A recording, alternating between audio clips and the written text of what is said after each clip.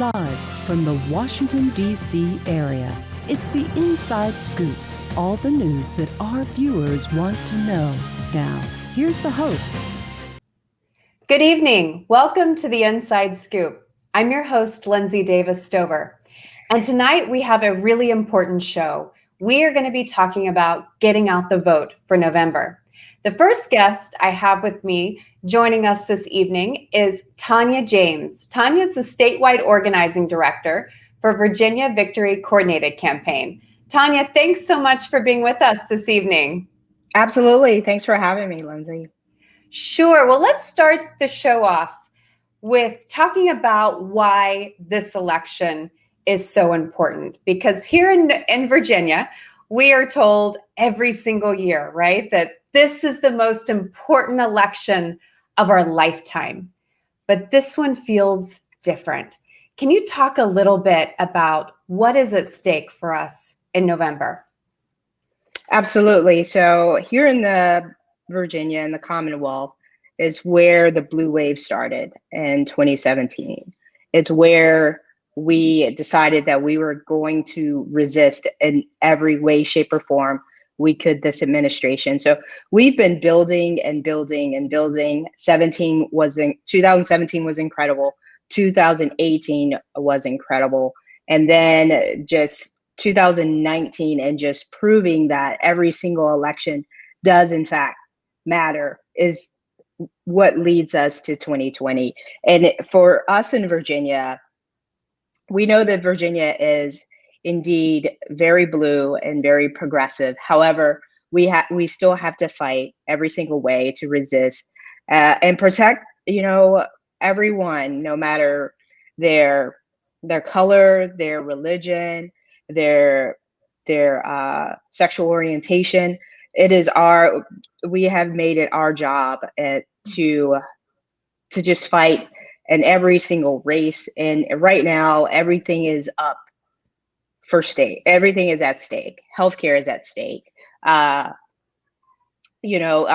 immigrant communities, our affected communities are at stake. So it's important that we do our part to make sure that we can send Joe Biden to the White House here in Virginia by electing as many, electing Democrats up and down the ticket, as well as just empowering voters to want to fight, to want to vote through it all. Absolutely. And you said it so well. Virginia has really set the tone for the entire country. And there's a lot of responsibility in that for us here in Virginia. And you talked about all the things that are at stake. And I think that is so incredibly important. I do know that people are feeling tired, whether it's the pandemic, whether it's turning on the news every night and just being exhausted by what is going on. Can you talk a little bit about the energy you feel? Because Virginia has been at a sprint pace for a marathon the last 4 years. Can you talk a little bit about the enthusiasm and what you're feeling on the ground? Are people still energized and willing to do everything they can to ensure, in a sense, we save our democracy? Absolutely. Folks here in Virginia have been mobilized and engaged from day one. Just like I tell my team, here in Virginia, we do not have volunteers. We have activists because it never stops. People are so motivated and mobilized. You would think it's their job. The amount of just energy and just giving of their time that they pour into this. And people are excited to vote. People are ready. We've been ready since 2017 to cast our vote in 2020. So, just coming up on this next week, people are excited to vote.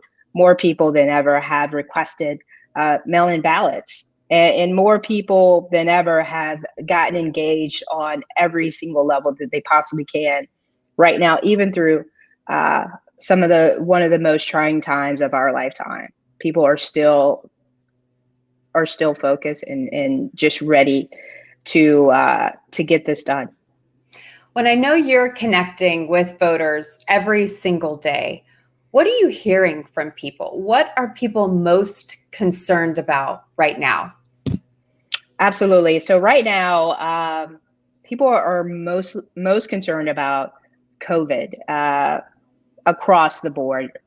From schools, sending kids back to school, to the economy, to a vaccine, to what lies ahead as we approach fall and winter. So those are some of the biggest things that people are talking about with regard to the things that, as you say, keep them up at night is all things COVID, and just other things too, like healthcare, which is also affected by COVID, but just making sure that everyone does have affordable healthcare to be able to take care of themselves, and also with that, COVID sick leave. So all things COVID is what's on the minds of voters these days. Well, and that is a great segue into talking about how dramatically different campaigning has been this election cycle because of the pandemic that we're all living in. Can you talk a little bit about how you're able to connect with voters? Because we unfortunately can't have big rallies, or I should say shouldn't have big rallies. Right. And, we're just limited in our ways to connect right now. But I know that you all have been incredibly innovative and working through this pandemic to ensure that you still give people a voice. Can you talk about what some of those efforts look like now? Absolutely. So since March, we've been at stay at home and not in person as a campaign. And through that, we've definitely had to get scrappy and pull out some of those relational organizing tools, just to be able to still have that type of connection that we as organizers want to be able to have with our supporters, with our volunteers. So we've done over 2,000 virtual community events online, as big as a statewide event with some of our statewide electeds, as well as with the Senator Mark Warner himself. We've done countless phone banks, virtual phone banks, and we've just been able to adapt it as best we can to a virtual campaign office, where there's an organizer that's there and volunteers hop on, and they can either do phone banking or they can do a text training, and then we can send texts with them, as well as we've been partnering with our friends at Postcards for VA to be able to reach those voters who we do not have phone numbers for. So, as well as, our other avenues such as paid media, and digital ads. I mean, that's so important right now. I mean, especially the fear that people are feeling because of COVID. Can you talk a little bit about that fear in terms of voting? And are people expressing their fear of either going to the polls physically or, ensuring that their mail-in ballot is counted? Can you talk a little bit about what you're hearing on the ground about those fears? Right. So as well as Lindsay, with all of the new changes to our 2020 General Assembly passing some of the most progressive voting rights legislation in Virginia history. So there's a lot of questions, and we spend a lot of times on the voter education piece, which has probably been the largest piece of the campaign that we've had to make sure that we have a tight grip on, because voters do have questions with regard to how will my ballot be? How do I know my ballot is safe? Well, now this year, you're going to be able to track your ballot. There's a barcode, and you're going to be able to track it from start to finish. Or how will I know where I can in-person vote? Just making sure we're sending voters to answer those questions. And then, of course, there is a lot of fear in some areas more than others, but so we want to spend a lot of time just talking about the different ways that voters can vote, and not necessarily pushing them towards a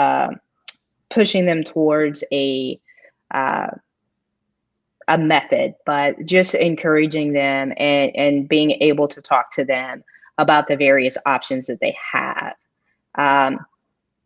I think that once we are able to clearly talk to voters about in the different localities about what's happening in their locality, I think voters will feel a lot safer in voting.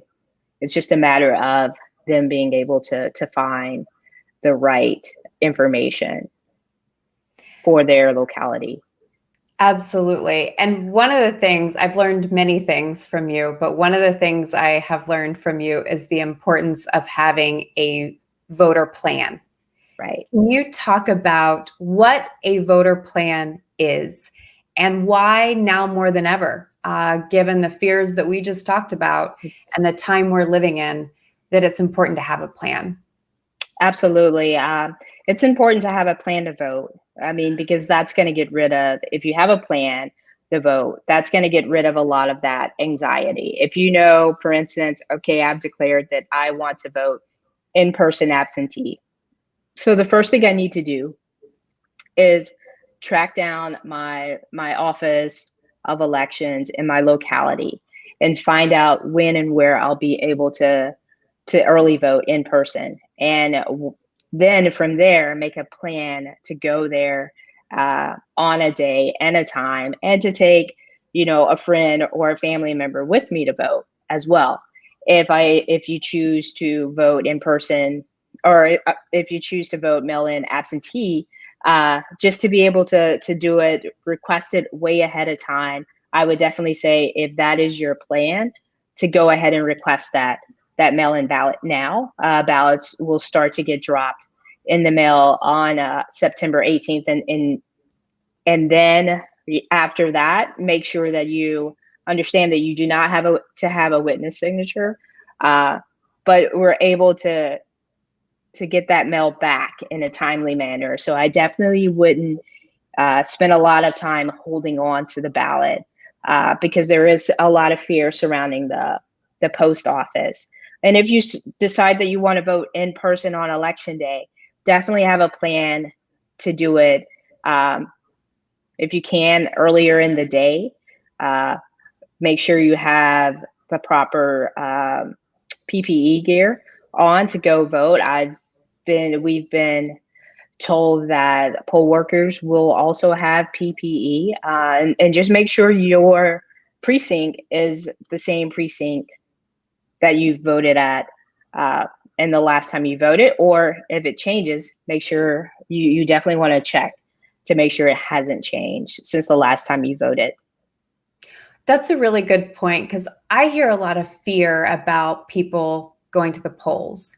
And maybe those that thought they were going to do mail-in now want to actually go and vote in person. And you mentioned that the polls will be safe for people to vote. And can you talk a little bit more about that? So the poll workers will have PPE gear. Obviously, Right. masks will be required of voters.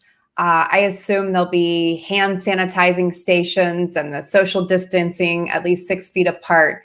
Have you all been assured that all of that will be in place so that people are safe getting out to vote? We have been assured that is the case. We have also been assured that one hurdle that the Board of Election and localities are having is that there is a shortage of poll workers.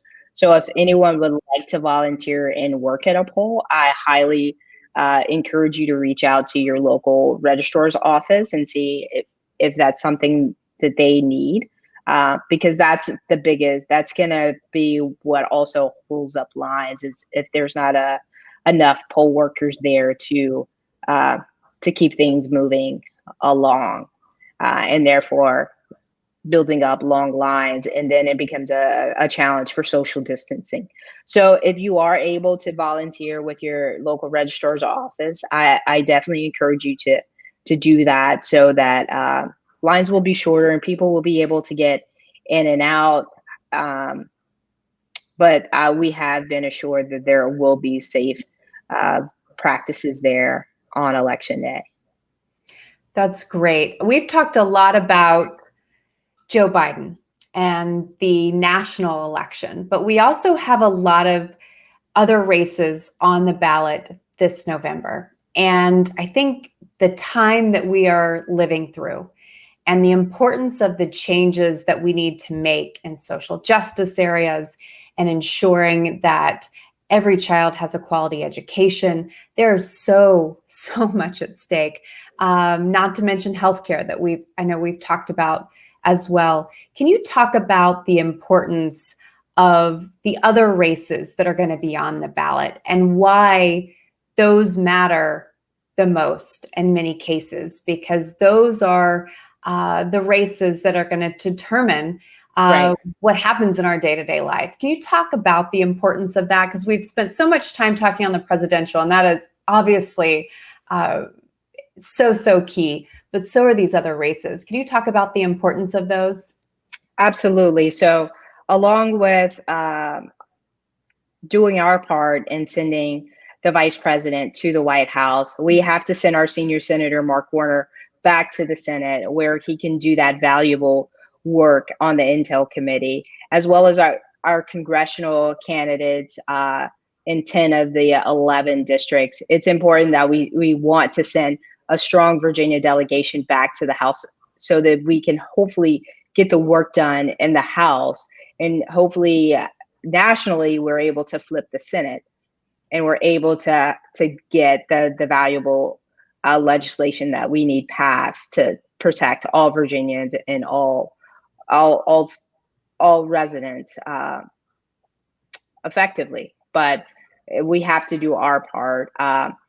We have to do our part to send our incumbents back. But there's also amazing challenger candidates in Nick Betts out in CD6, Qasim Rashid out in CD1, Dr. Cameron Webb out in CD5. We have to do our part because those are absolutely places where we can see Democratic gains, and we can also flip seats and send those folks to Congress as well. I mean, that's exciting to hear. We do have to do our part, right, to make sure we protect the seats that we gained in 2018, but we do have some incredible pickup opportunities here in Virginia and areas that maybe 5 years ago we would not have imagined, right? Right. And we've done a lot of shows about the importance of democratic politics in rural areas. And I know that's something you and I've connected on quite a bit. Can you talk about the importance of ensuring that Democrats are competitive, really, in every single part of Virginia? We absolutely are. And it's just about those gains that we've been able to make year after year after year. That's why every election is important, especially here in Virginia, because we do have elections every single year. But that's how we get to the points where we can flip some of these seats that we probably 4 or 5 years we probably wouldn't have even tried to compete in. But because we've been able to mobilize and engage Democrats in that area, and they've been able to give them a seat at the table, we've been able to walk those areas down and just motivate and mobilize voters throughout Virginia. It doesn't matter if you're in Nova, it doesn't matter if you're in Greater Richmond. We surely can, and we surely will continue to grow our Democratic strongholds across the Commonwealth and fight for every single vote. But that's just how we do it. We have to fight for every single vote. And we have to make sure that every single Democrat, and even our friends that aren't sure about where they stand, but they know they want a better tomorrow, just talking one conversation at a time. That's how we do it. Absolutely. And I think for our viewers at home tonight, I mean, can you talk about what people can do to do their part and be an active participant in our democracy? We've talked about voting, and that is the most important thing any of us can do. But can you also talk about how people can get involved this year? And you said something that was so profound. It's one conversation at a time. And I think Absolutely. when you break it down like that, people that have never been involved in campaigns or politics before, right? That seems like it's something that's doable. Can you talk about the many ways people can get involved this year? Absolutely. I'm a huge believer in activism is not a one size fits all type of thing. Of course, this year we're not able to meet voters at the doors like we typically would, and we want to. Everybody would love to be knocking at doors and talking to voters, but that's just something we simply can't do for the safety of of people throughout the country. So you can get engaged at joebiden.com, and you will be able to find events in your area to get involved. We have daily phone banks and text banks throughout the week, as well as you can definitely reach out to your congressional district candidates and their field teams as well, and get involved. Uh, Also, you can definitely reach out to your local Democratic committees and get involved there. But there's just so many ways, from making phone calls to sending texts to being poll observers to volunteering with our voter protection team to make sure that voting is safe, and we are not seeing voters suppressed on election day, to writing postcards, to driving people to their early voting sites to vote, to driving folks to the polls on election day. So much work has to be done, and there's enough work for everyone to help out in any way, shape, or form that they would like to be able to do it. You know, you've talked about something that's so incredible, is the one conversation at a time, and you gave a great list of ways that everyone can get involved. You know, one thing that I think has become even more important in this campaign cycle has been the ability to connect online. And I know, you know, having been involved in many of the Women for Joe Biden or national security leaders for Joe Biden, all of these different groups that are getting together and organizing. Can you talk a little bit about how important it is to connect online? And even if it's a Facebook post, you just never know who could see that and what Absolutely. mind you could change. Can you talk about the importance of a presence online? Absolutely. I know that a lot of people don't like to talk about politics on their social media because, you know, you got friends. Me, coming from a military background, I definitely have friends on both sides of the aisle who support various different candidates. But I always like to approach it from a standpoint. First, we have to make sure that folks know it's important to vote. So if you're a little if you're a little leery or shy about doing that, just talk about the idea that every vote counts, putting resources out there about voting in your areas, especially, you know, if you have a lot of new voters. Like, you may know a lot of new voters, you may know a lot of kids that are just turning 18 and this is their first year to vote. Just educating on that level, and then start to talk about the things that keep you up at night. Talk about issues instead of talking about candidates, and then from there you will start to find friends and family that align with those issues. And I always thought that that's the best way to try to engage. And, you know, if you're living in an area where you feel alone without a lot of Democrats, definitely go online and engage in some of these these grassroots groups where you can feel supported. I think that's the biggest fear online, is that a lot of people don't quite know where their friends and family stand. But I think now's the time we need to figure that out. And that's how we do it. We start talking about the issues and start talking about voting. And that's where you're going to find your support at, as well as you're going to find ways to get involved. Well, you briefly mentioned your military background, and I know you and I have connected a lot on veterans issues and just strong veteran policy. And I'm always saying, Democrats, in my opinion, are the ones that have created the best veteran policy and have also funded it. And so can you talk a little bit, before we wrap up tonight, I just want to get your perspective. Veterans out there, do you feel like veterans are fired up this election cycle? Oh, absolutely. Absolutely. This cycle, because we're just starting to see how we are impacted. I've told you before, the reason why I got involved is because of my veteran community, and mainly because I know that with the new commander in chief, that the military can be the most quickly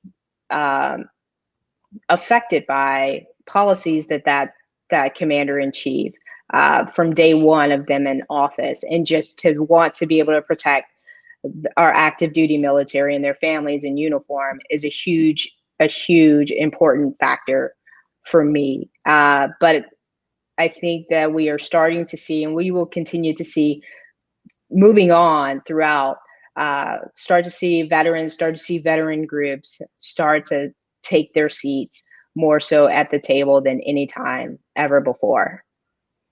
Well, Tanya, thank you so much for not just your military service, but your continued service to our country. And thank you for what you're doing for us here in Virginia, because you are doing the most important work right now. So thank you for being with us tonight. And before we leave, can you once again give the website of where people can go to get more information and to get involved?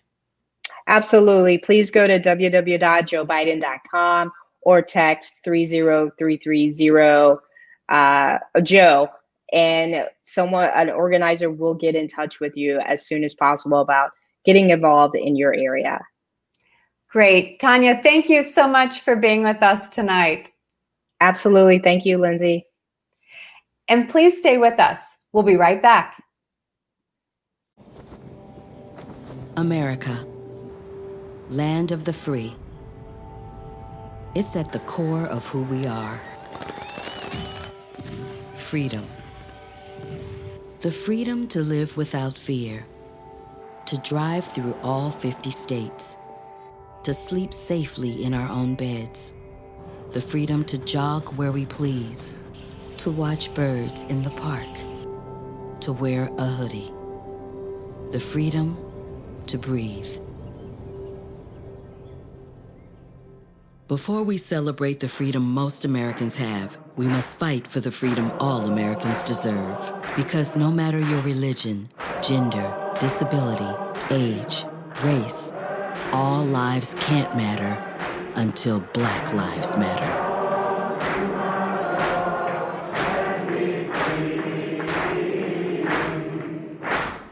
When I was your age, I was just like you, fascinated by stars.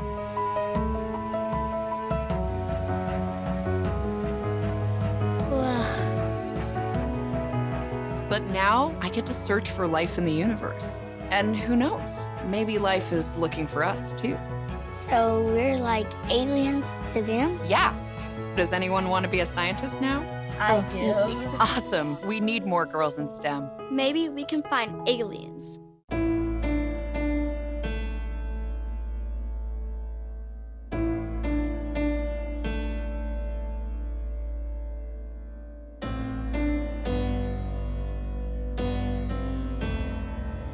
This is where you rise, this is where you shine, this is where you become the greatest of all time. History in the making. This is history in the making. History in to make. Vote for your life. Our fight against coronavirus isn't over. Let's wear face masks in public, stay 6 feet or more from others, follow state and local guidelines, and wash our hands frequently. Let's move forward together. Learn more at coronavirus.gov. We're back to the Inside Scoop. Here again, your host. Welcome back to the Inside Scoop. I'm your host, Lindsay Davis Stover, and we're continuing our show this evening on Get Out the Vote efforts. And our second guest this evening is Robbin Warner. Robbin's the co-founder of Postcards for Virginia. Robbin, thanks so much for being with us this evening. Wonderful to be here. Well, tell us a little bit about Postcards for Virginia and how you originally got started. Yeah, well, we started right after the Women's March. Girlfriend and I had heard about people writing postcards in Georgia for the Ossoff campaign. And we thought that sounded like a great idea, just something right up our alley. I was a professor of writing. We had both written lots of cards throughout our lives. And we thought this is something we could do. And we started investigating it. And the people who were doing it down in Georgia wanted everybody to do it with them. And we realized, in Virginia, if we didn't build it from the ground up, we would always be beholden to somebody else. And we were the first ones to have an entire state race. And we thought, as a whole state, we can write some postcards. So got a couple more friends involved and just started it. We figured, kind of learned a little by listening to what other people did, and then just started it. We started writing postcards and started calling the campaigns up saying, hey, we'd like to write for you. Do you have any addresses? And we were as green as the candidates. In 2017 in Virginia, a lot of the candidates had never run for anything. So they did not say, we won't deal with you. They said, sure, free help, we'll take it. And we decided that we would write the postcards. The campaigns had no money. These were all brand new candidates. So we wrote the postcards, bought the postage. And what we started back then has continued to today, where the writer subsidizes it.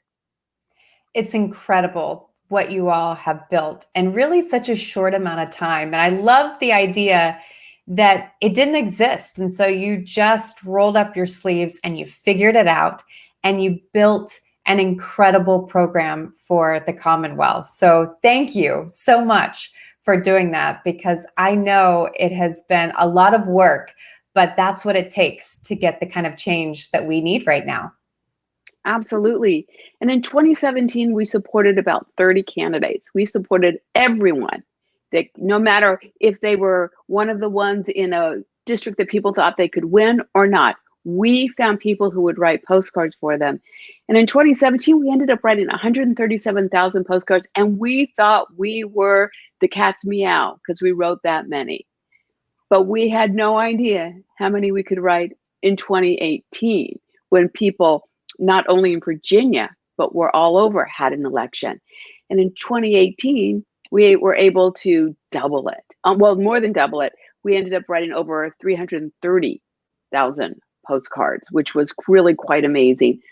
But then in 2019, people never stopped writing postcards. They continue to write. What's so interesting is that they continue to write from one election to the other. The campaign is in November. They're already writing again in January.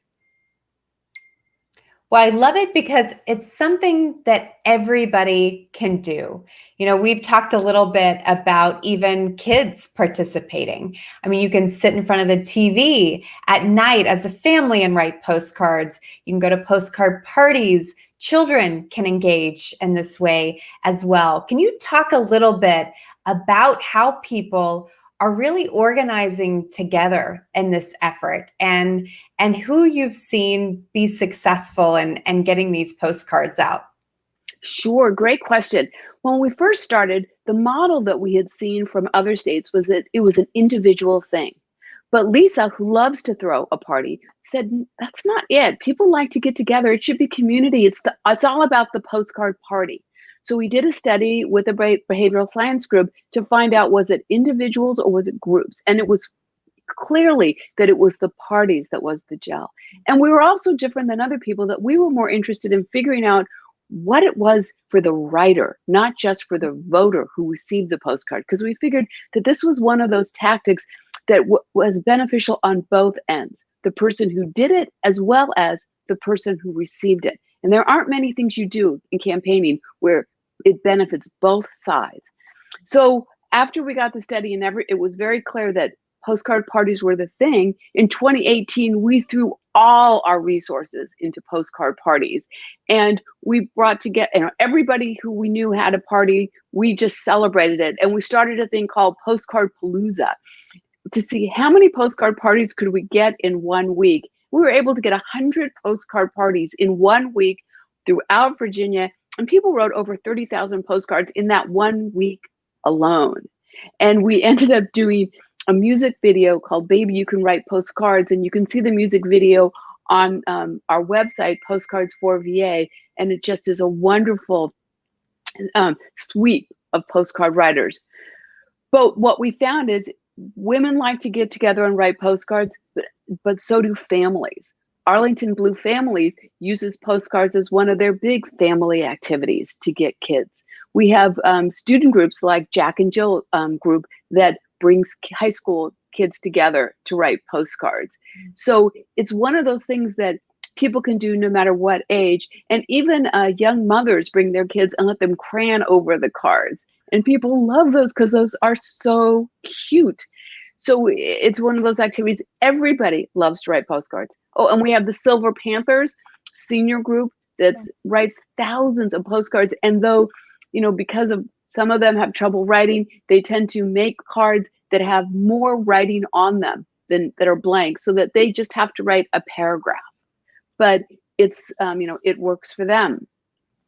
That's incredible. Especially during the election cycle, our mailbox is typically filled with campaign literature and materials. And so much of it, you get so much, many people just toss it. But when you get a handwritten postcard, there is something about that makes people stop and take notice. And I loved when you talked about the children being able to crayon. I know if I got a postcard with crayon scribbles all over it, I definitely wouldn't throw that away. Can you talk about how effective these postcards have been and how excited people have been to get to receive them in their mailbox? Since the very beginning, people have talked about that having a handwritten postcard that has a personal message really meant something. So we don't provide scripts. We say we want you to write something that only you could write. Write about yourself, right, while you're doing it. Some people are beautiful with beautiful penmanship, and so they'll draw and use color pens, and we go crafty it up. In fact, we see postcards as an extension of craftivism, because it is an art and a craft. We don't want it. We don't want you to use labels for the addresses. Write the whole thing out. Make it real, because you can't buy authenticity. But somebody writing a postcard, typo errors and all. If you have a problem, if you make a typo, just cross it out, because that's what real life is in it. And it really stands out when somebody just writes their own message in it. And there's a long history of women writing letters. So we see that we are part of that history of women stepping up and putting down on paper how they feel about what's going on. And I would say the majority of our postcard writers are women, but not all of them are. And interesting about it being maybe a gender craft activity is early on when we would present to groups about writing postcards, we would be attacked as this was a silly idea. Nobody wants to do it. Nobody's going to look at the postcards. Nobody's going to use them. And then at the election, we started hearing candidates saying, well, when I was canvassing, people came out with their postcard and said, did you write this? Did you send this to me? And then people at polling places said that people were walking into the polling places with their postcards. Well, flash several years later, and we were all set up with postcard writing in Virginia. So when the pandemic came about, we didn't miss a beat. We could turn around and just, we were ready to expand it.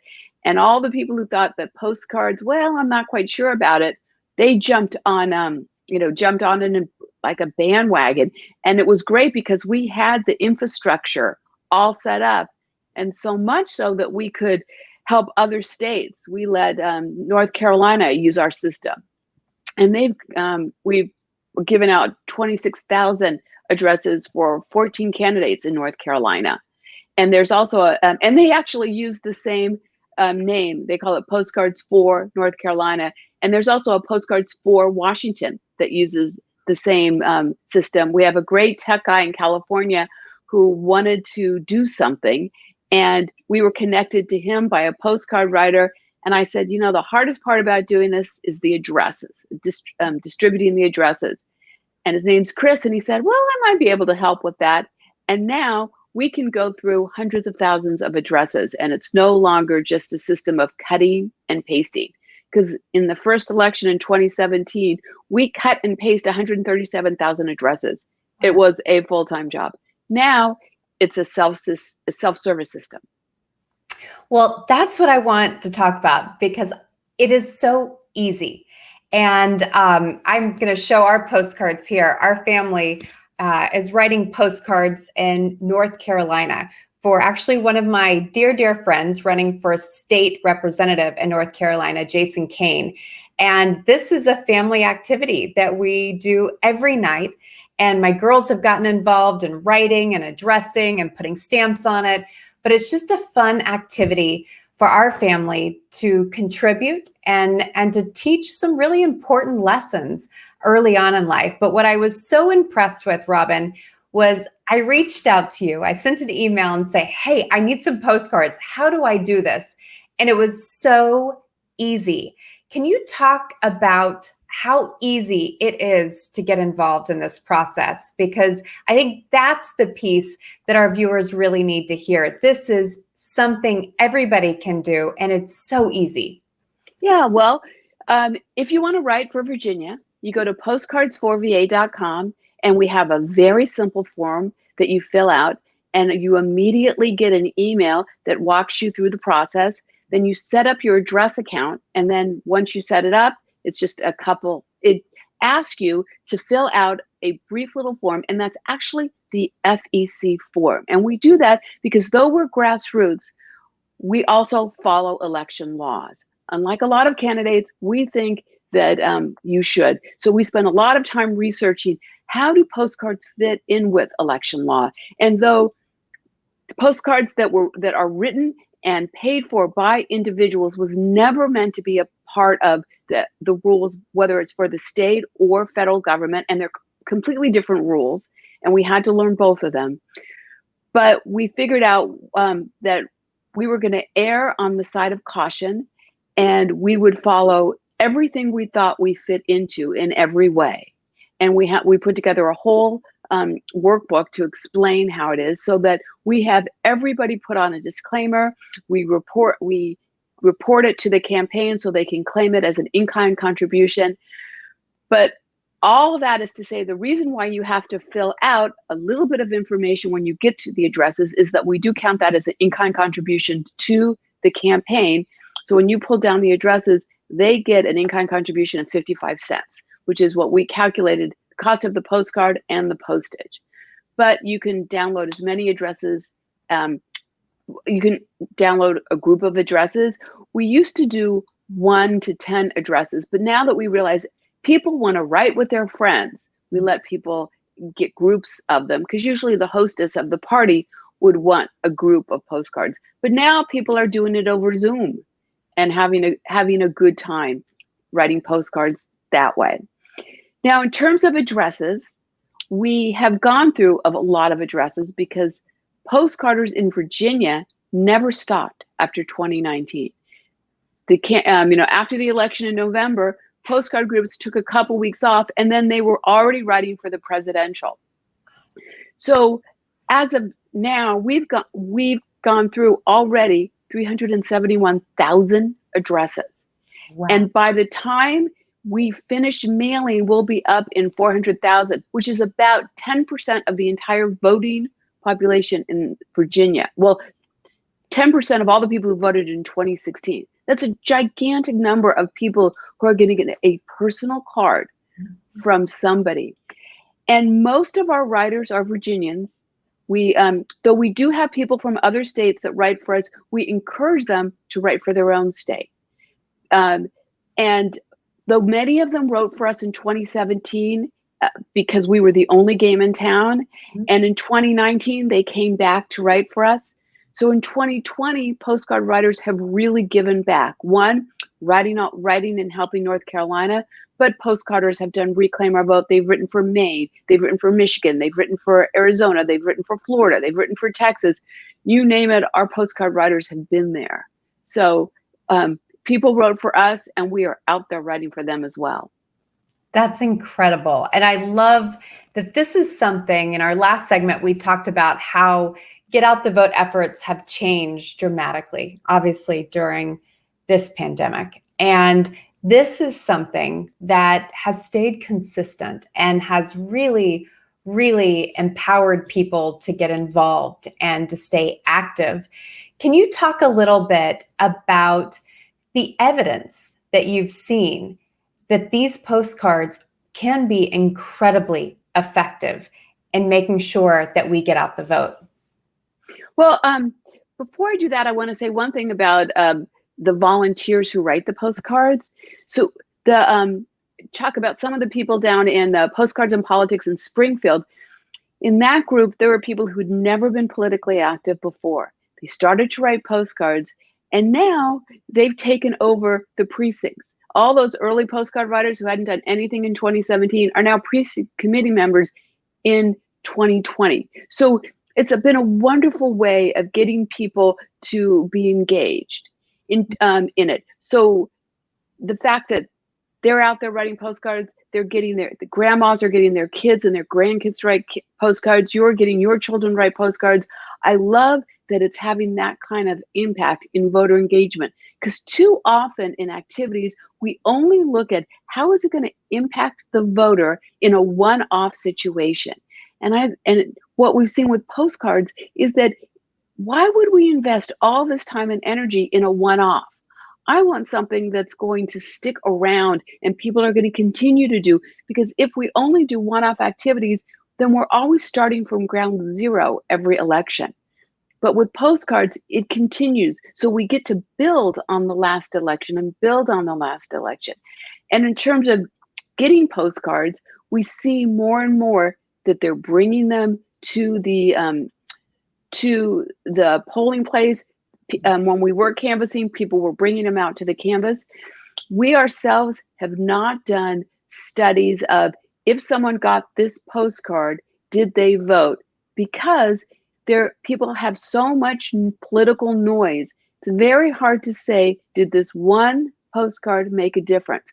But there have been some very interesting studies looking at postcards getting people to register to vote, because they can look at that one postcard and did it inspire that person to register without having other noise about commercials and the latest scandal on television.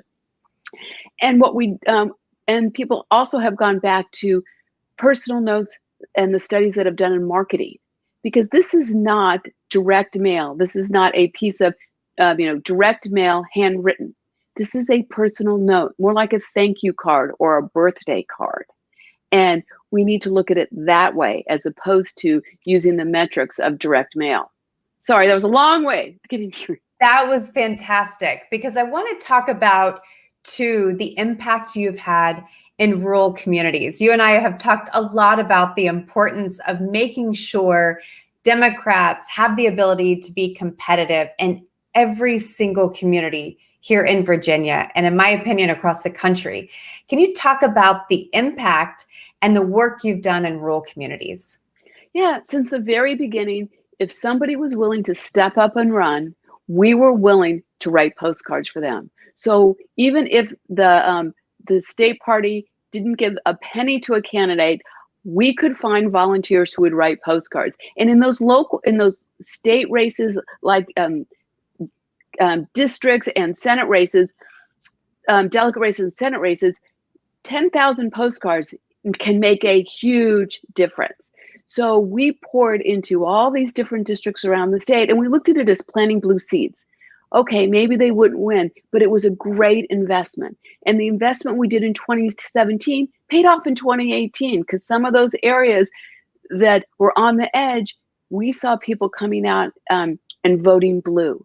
And in 2019, when we went back and wrote for those same districts, they flipped. So here we are in 2020, and we absolutely are writing for the people who are the challengers in CD1, CD5, CD6, but we have no one running in CD9, and we've still written 20,000 postcards for that district, because even though no one's running, we can't let them be forgotten. So we're still there supporting it, because who knows, maybe in 2021, the person who runs for delegate, these people are saying, they never forgot us. Let's get behind them.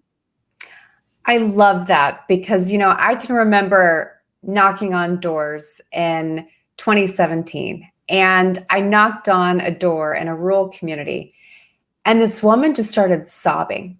And she said, I haven't connected with the Democrat in 20 years, right?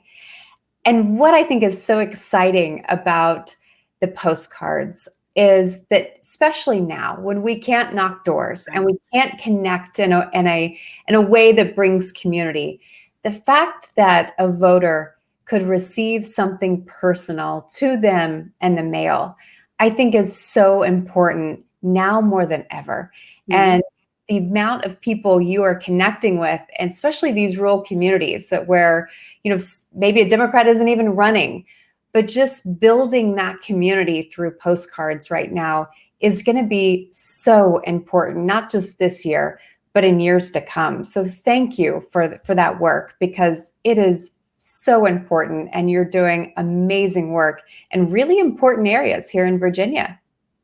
So if people want to write postcards, we do have addresses available. So go sign up and write for them. In fact, we're running our Vote Early Win campaign right now, and it's for all over the state to get people involved and doing things. For on the 18th, there'll be 45 days to get rid of 45. And for part of this campaign for postcards, what we're doing is we're writing postcards to people who have registered to vote. However, they did not give their phone number, because you don't have to give your phone number. But if they don't have a phone number, that means nobody's calling them or texting them. So maybe the only personal touch they're going to get is a postcard. So we're asking you to tell them to vote early and vote safely, and how to vote early and safely. So go to Postcards for VA, sign up to write them. Now, if you need postcards or you need any campaign swag, you can go to the Badass Boutique. Yes, that's BADASSBOUTIQUE.org. And we have fabulous postcards, including the wonderful ones that Lindsay showed. And we also have some incredible vintage Virginia postcards.